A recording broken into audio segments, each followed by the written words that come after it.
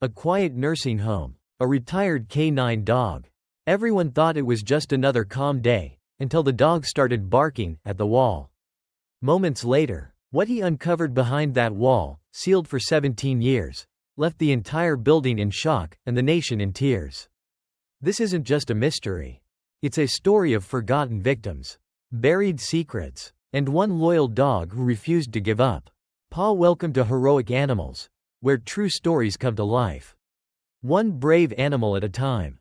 If you believe in loyalty, courage, and the incredible bond between animals and humans, you're in the right place. Grab a tissue, because what you're about to witness changes everything. It was supposed to be a quiet afternoon. Father Grayson had just finished blessing the new wing of the St. Jude Community Center, formerly a crumbling monastery tucked away on the edge of town. After decades of abandonment, the place had been renovated into a peaceful center for the elderly, the homeless, and anyone in need of comfort. Locals called it a miracle, a symbol of rebirth, but something about the building's cold stone walls still whispered of the past. That was the day Blitz arrived. Blitz was a retired K9, large, imposing Belgian Malinois with deep amber eyes and a stiff gait that spoke of battles fought and years served. He had spent most of his life in the military, trained to detect bombs, narcotics, and even human remains. Now, he lived with Emily, a young volunteer nurse whose brother had once served with Blitz overseas. She brought him along that day simply for companionship. He's harmless, she told Father Grayson with a warm smile. Just old and a bit stiff, like most of us here. But Blitz wasn't here for companionship. Not really. As soon as they stepped into the central hall, a wide corridor flanked by stone columns and dim stained glass windows, Blitz stopped walking. His ears perked, his body stiffened. Then, without a sound, he began to sniff the air. Slowly at first, then frantically. Emily noticed. Blitz? What's wrong, boy? He didn't respond. Instead, he bolted, not fast like a young dog, but with purpose, toward the northern end of the monastery. The old part, the section that hadn't been fully restored yet. Blitz, wait, Emily called, chasing after him. He stopped before a tall stone wall at the end of a narrow corridor. Dust blanketed the floor, and spiderwebs clung to the corners. This part of the building was supposed to be sealed off, unsafe, unstable, and long forgotten, but Blitz wasn't interested in safety. He began sniffing furiously at the base of the wall. Then, he growled. Low, deep, unmistakable. Emily had never heard him growl like that. And then he started pawing at the floor. By now, Father Grayson had caught up. What on earth is he doing? I don't know, Emily said, crouching beside Blitz. He's never done this before. He's alerting. Alerting? The priest echoed. He used to do this in the army, she whispered, when he found something wrong. Blitz began to bark. 3 sharp, urgent barks. Emily's skin crawled. Father Grayson looked pale. No one's been down here in years. That entire section, behind that wall, it was sealed after the fire. The architect said it was too damaged to repair. What kind of fire? Emily asked slowly. He hesitated. It happened almost 20 years ago. Some say it was just faulty wiring. Others, they said they heard screams.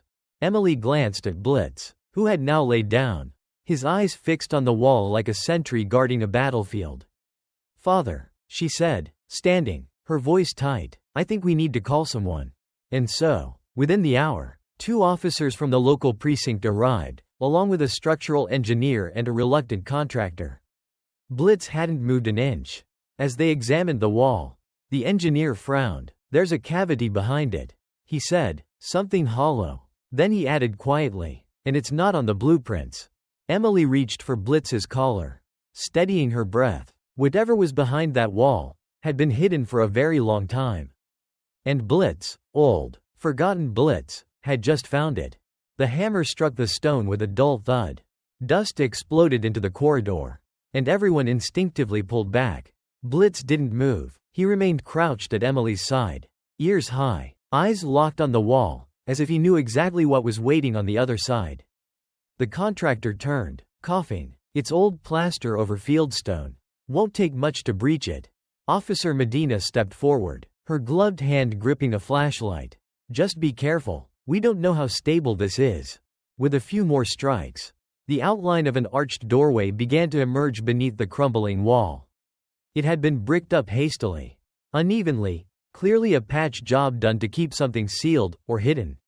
The kind of work that wasn't meant to last forever, just long enough to be forgotten. A final swing sent a section of stone crashing to the ground. Beyond the gap was only blackness. No one spoke for a long moment. Then Blitz let out a low growl. Not aggressive, more like a warning. Officer Medina turned on her flashlight and leaned forward. The beam cut through years of dust, revealing rough stone walls, an uneven floor, and something else.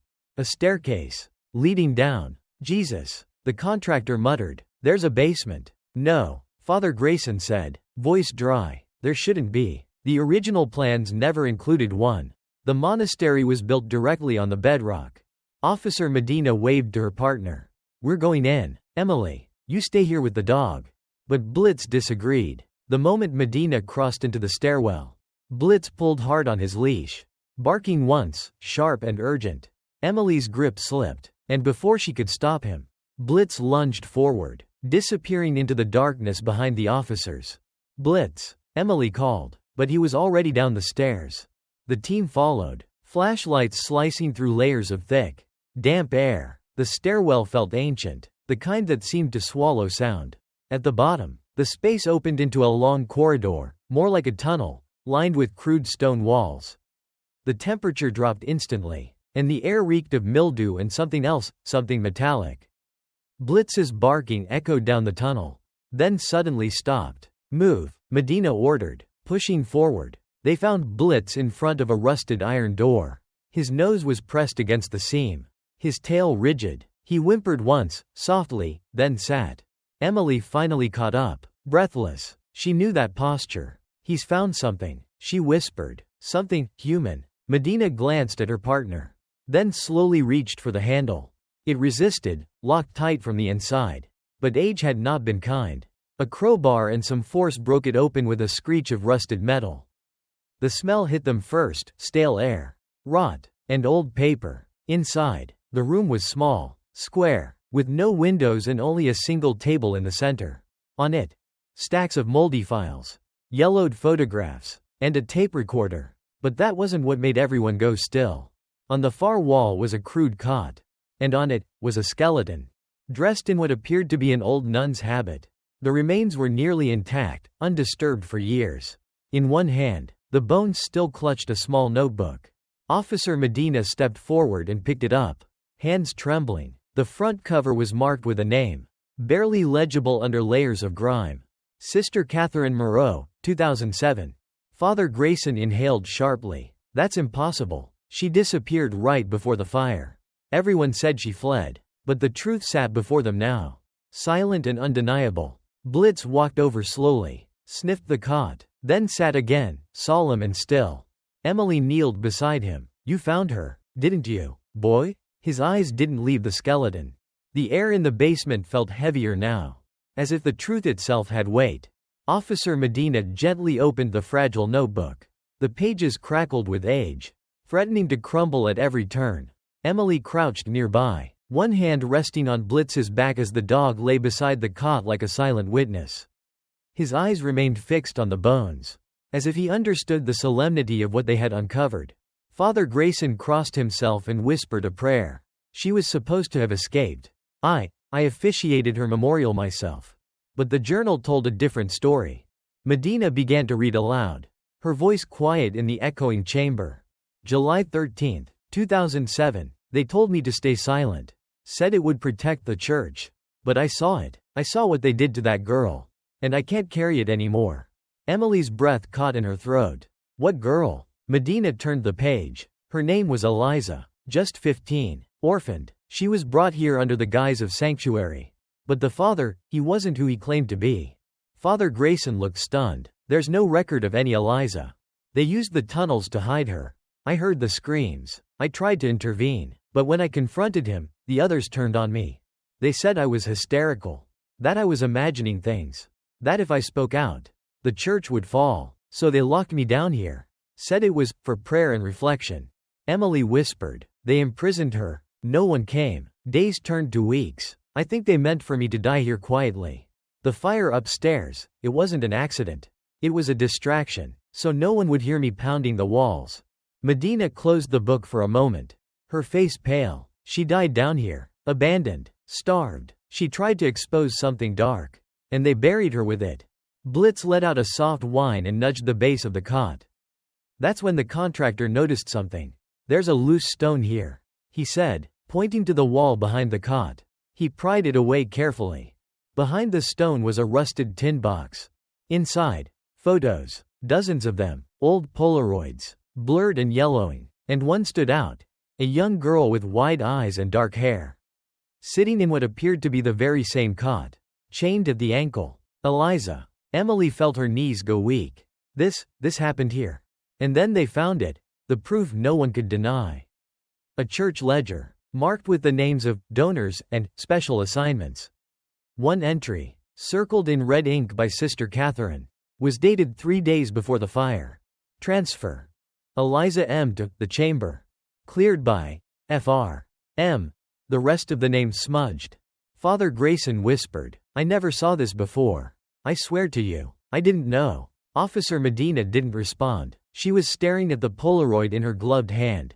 There's enough here to reopen everything, she said. We're talking about criminal conspiracy, kidnapping, abuse, possibly murder. The silence that followed was deafening. But then Blitz moved again. He walked past the cot, sniffing the far wall, and began pawing at another section of stone. Not barking, not aggressive, just insistent, focused. Emily turned to Medina. He thinks there's more. The flashlight beam swept over the wall. There, barely visible, was the faint outline of another door. Medina nodded grimly. Get the tools. We're not done yet. Because Blitz wasn't just digging up a single truth. He was unearthing a graveyard of secrets buried beneath holy ground. The sound of the crowbar wedging into stone echoed through the basement like thunder. Dust swirled as the contractor, hands shaking now, chipped away at the second wall, revealed only thanks to Blitz's relentless instincts. Officer Medina kept her flashlight trained on the spot, while Emily held tightly onto Blitz's harness. Though he barely moved, he sat still, but his breath was fast, every fiber of his body alert. And when the last stone gave way with a cracking sound, they all went silent.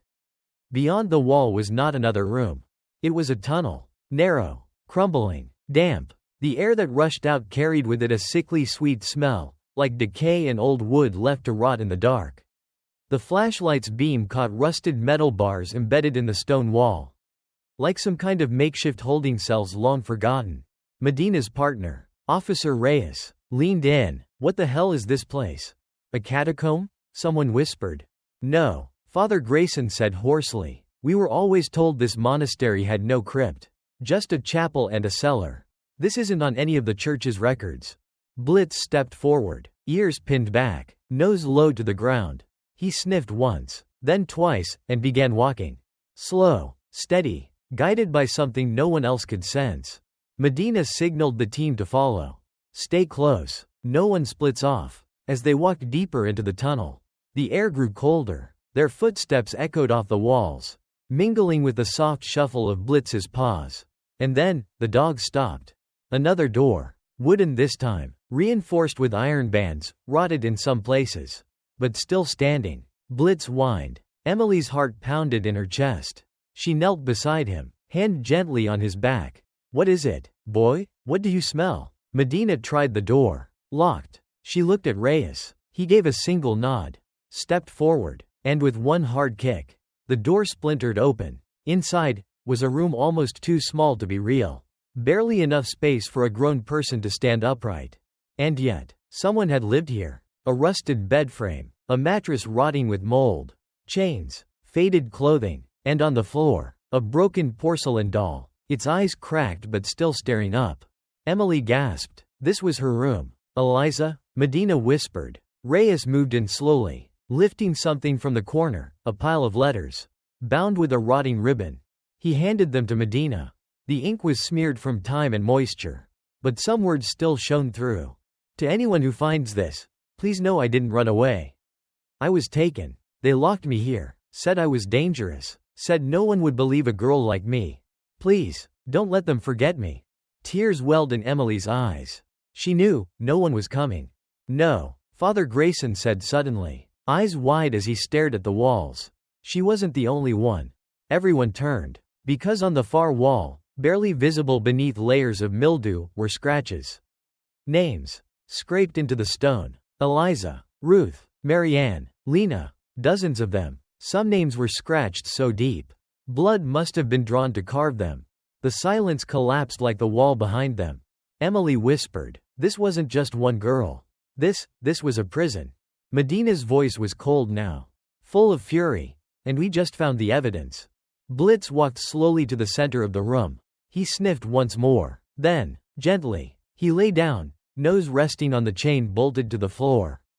And for the first time since they arrived, he closed his eyes, as if saying, "I found them.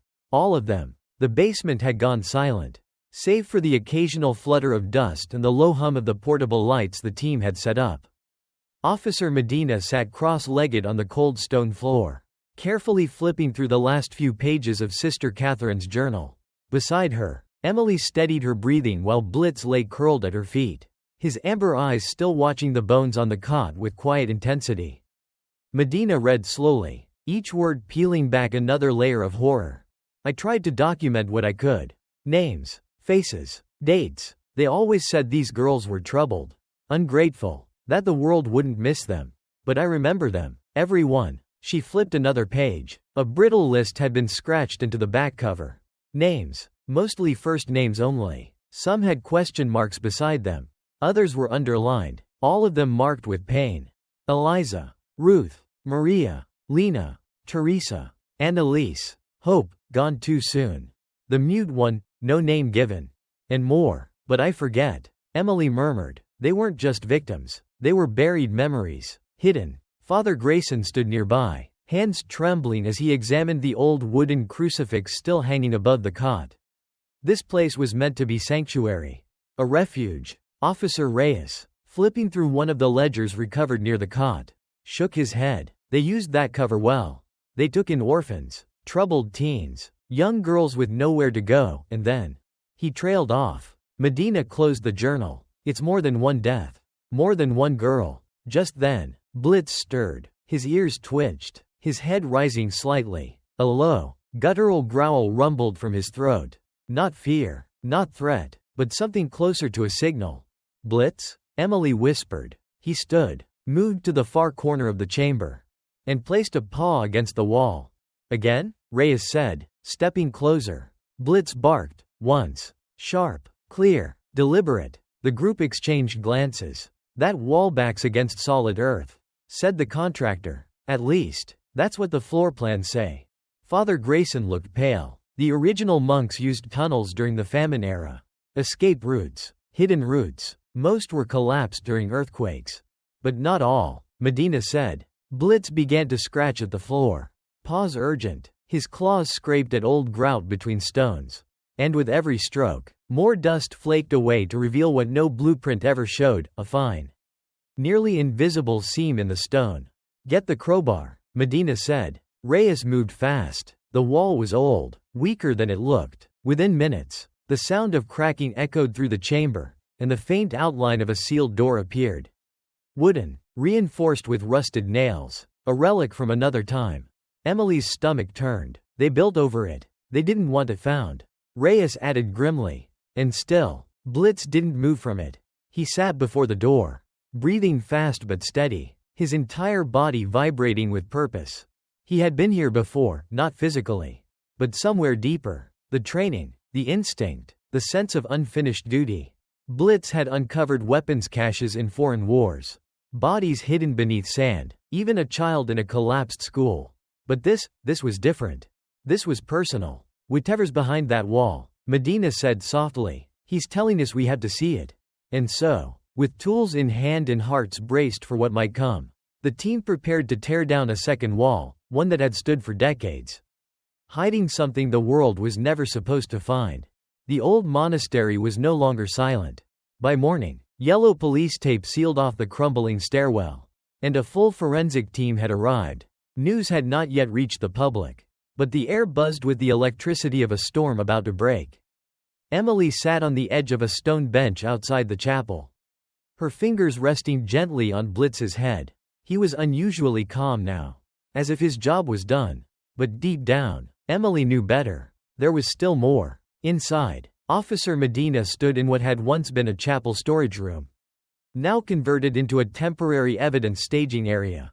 On the table before her lay the rusted box of Polaroids, the names from the stone wall, and Sister Catherine's journal. But something didn't add up. She turned to Reyes. "There's a pattern, but it's missing a link." He nodded. "We've got victims. We've got motive. But no list. No files. Where are the records of intake? Where's the official log of these girls even being here?" Father Grayson, standing uneasily nearby, cleared his throat. The monastery's paper records were damaged in the fire. But the newer intake files, anything after 2000, should have been digitized.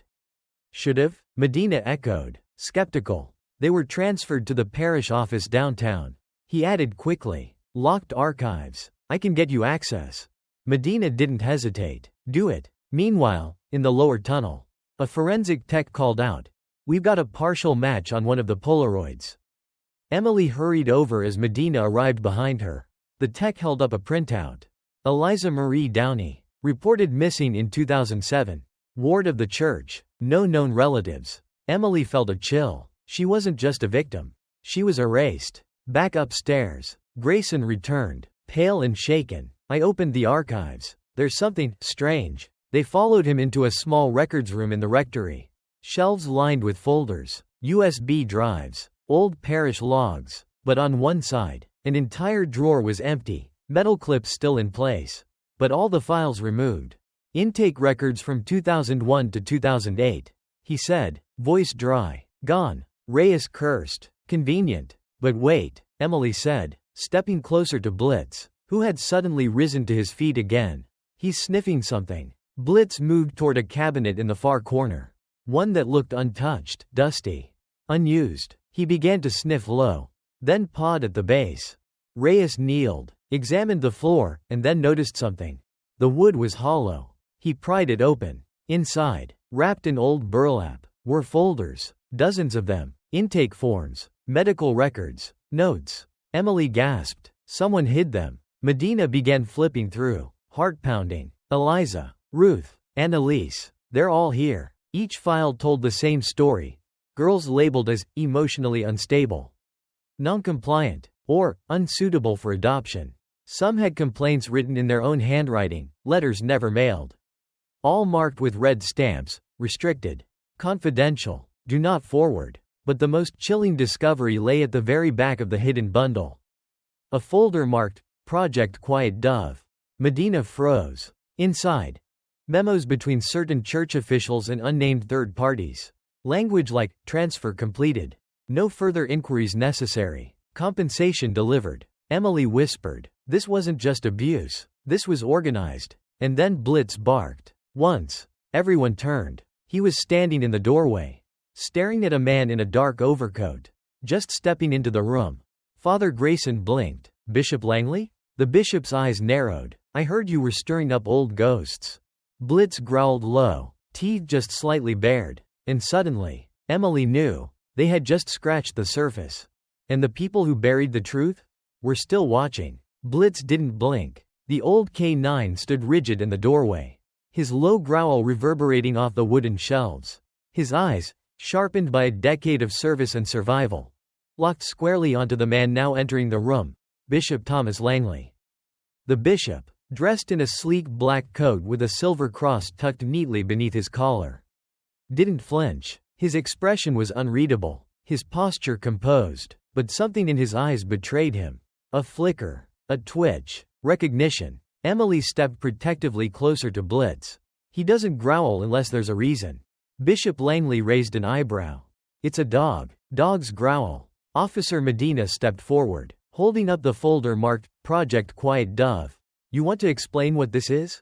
Langley didn't look at the file. Where did you find that?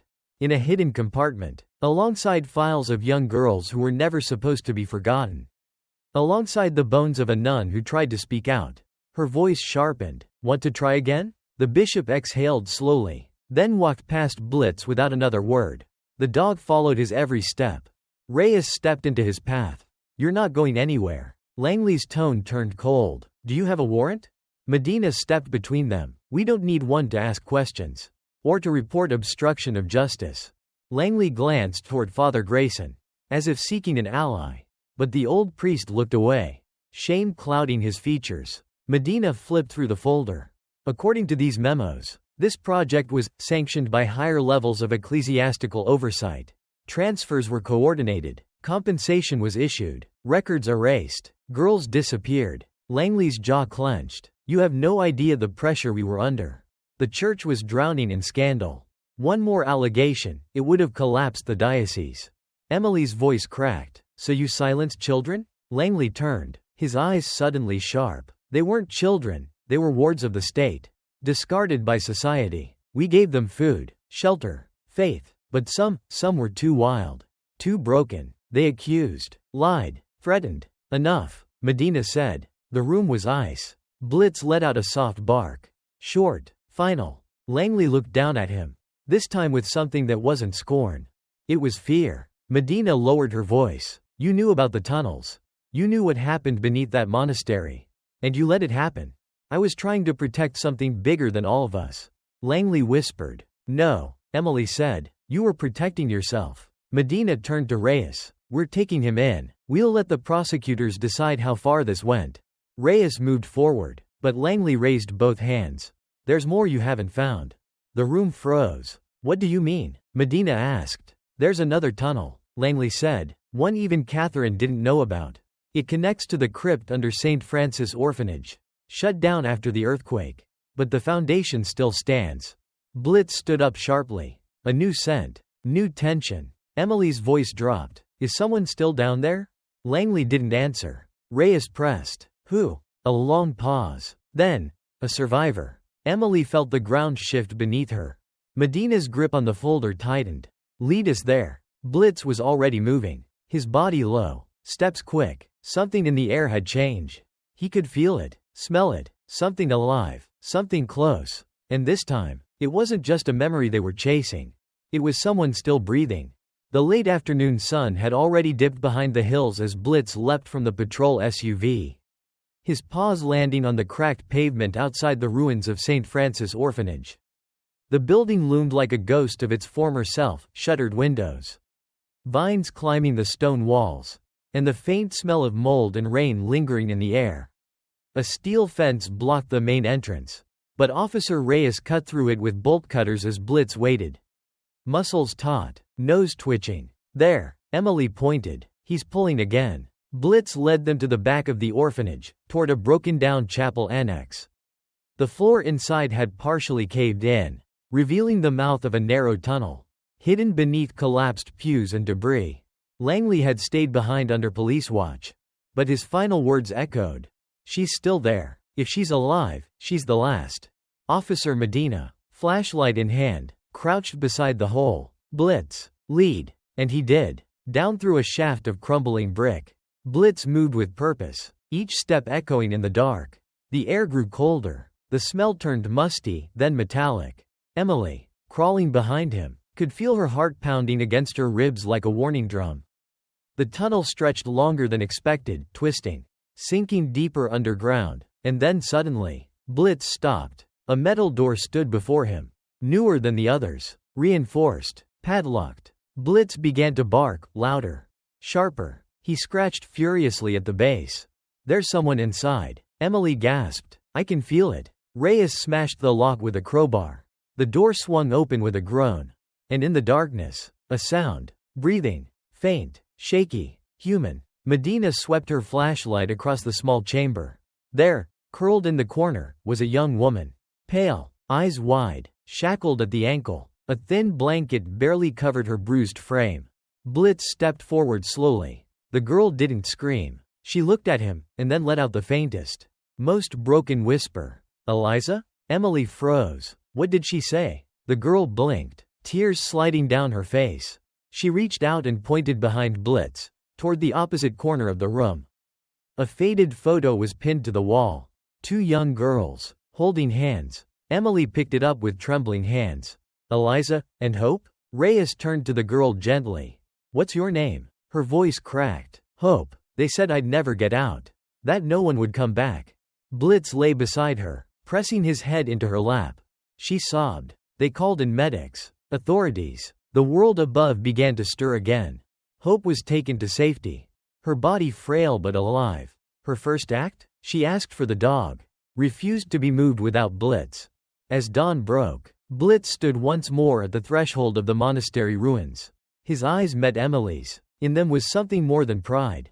It was peace. Medina placed a hand on Emily's shoulder. We'll take this to federal authorities. Everything, Langley. The documents. The tunnels. They'll face justice. And Sister Catherine? Emily asked softly. She'll be buried with honor. And truth. Candle epilogue. Weeks later, the monastery was formally closed. Marked as a federal investigation site. A memorial was erected outside, a stone plaque with 23 names engraved. Names carved from walls, found in journals, whispered in fading breath. And beside that memorial? A statue of a K9, lifelike. Noble. His head slightly turned as if still listening. The inscription read, "To Blitz, the one who never stopped searching. Hope visits often. She never walks alone. Because Blitz walks beside her. Every step of the way." In a world that often forgets the voiceless, one retired K9 refused to be silent. Blitz didn't just uncover a secret, he gave names back to the forgotten. Truth back to the silenced. And hope to the lost. His loyalty became a light in the darkest place. And thanks to him, a young girl walked out of the shadows. If this story moved you, if Blitz's courage touched your heart, please take a moment to subscribe to our channel. Heroic Animals. We tell true, powerful stories about animals whose actions changed lives. Comment below. What did this story mean to you? Outgoing male, share it with someone who still believes in loyalty, justice, and second chances. Until the next story, stay kind, stay brave, and never underestimate a dog's heart.